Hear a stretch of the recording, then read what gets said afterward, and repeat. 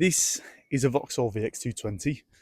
As some of you might know, it is my Vauxhall VX220. I'm quite smitten with it. I'm very proud and very fortunate to own one of these things and to be able to live with it for 2 years. And after my 2 year stint with it, I am selling it. And I do think this is one of the best sort of hidden gems of performance cars for younger people. Now, a bit of background on the VX220. A lot of you will already know this, but just for those of you that don't. So it was built by Lotus because General Motors, who owned Vauxhall at the time, they struck a deal with Lotus to help pay for their new release to get through things like crash and emissions regulations. And in return, Lotus built and designed this. So it actually uses mostly Vauxhall parts. So the engine, the 2.2, is it's an American engine. It was intended for Vauxhalls. All the bits, a lot of the components, I think 10% is actually from Lotus. So the chassis, as everyone will know, is an Elise chassis that they've lengthened, but that's it really. Although it was built by Lotus. Now, whether or not you think that's a good or bad thing, I'll leave that up to you. Obviously, they were keen to work that day because, touch wood, this hasn't gone wrong yet in my 2 years, and it has cost shockingly little to run. I mean, I've never gone through brake pads, tyres, anything like that. And service MOT, dead straightforward every year. The fuel, it's not even that bad on fuel really. The road tax is a bit of a stinger, which I'll come to later. But yeah, I'm quite taken aback really. I did not think it would be this easy to run. I'm hoping I'm not cursing myself by saying that, but no, I'm quite pleased, and I'm quite shocked as well. Now, I'm not going to bore you on how it drives because I mean, look at it. You know exactly how it drives. It drives mint. The only things possibly, I mean, I'm no skilled driver. I'm just a 23-year-old lad who likes to put his foot down every now and then. There's no way I can get the most out of this car. But the little bits that I have done, the tyres are extremely thin on the front. If you're really on the brakes, possibly not in the most ideal conditions, it's got ABS across the axles. So with the ABS pump, so if it detects one of the wheels is losing traction on the front, it will just cut the brakes to both. It's quite scary. I think that's quite well known in the VX community as well. Yeah, it's not the nicest feeling, but you can get it back. The grip is incredible. However, if you are in the rain, perhaps maybe going a little too fast around the roundabout, how I know, don't ask me. Obviously, it can kick out, but again, I am no good driver by any means. I'm just a div with a nice car who doesn't know how to use it. So most of the people will probably go, well, you got to do this and that. Yeah, you're probably right, to be fair. So that's the only really thing I can say on how it drives. Now, to actually come to the running costs of it, for 2 years now, I've serviced it and MOT'd it twice, of course. I think it's cost me about £200 a time.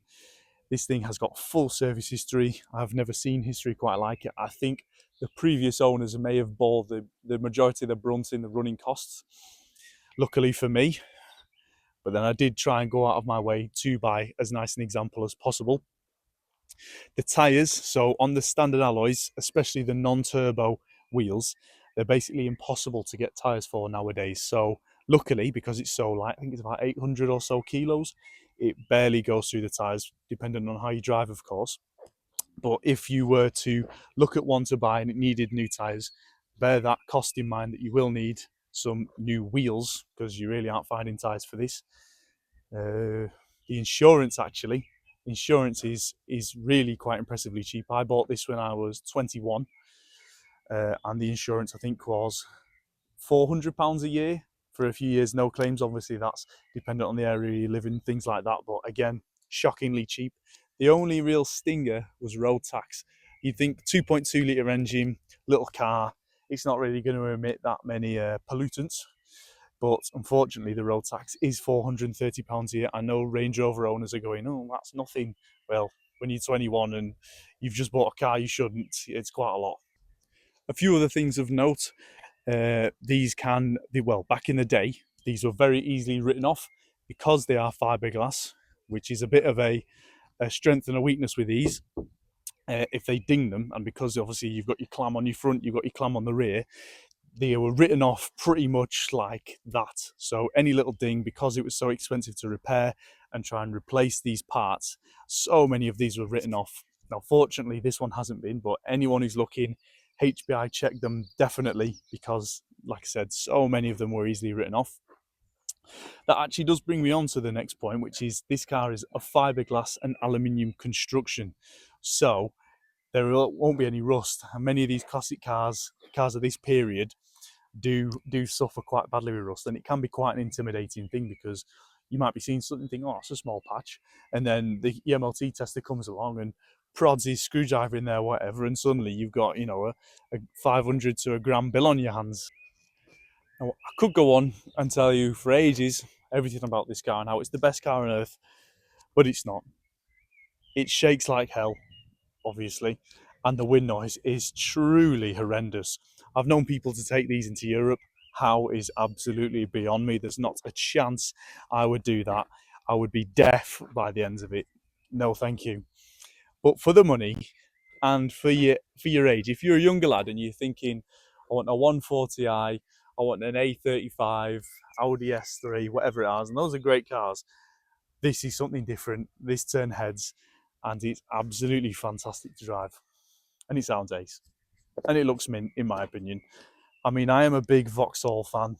My favourite car when I was younger was my dad's Vectra.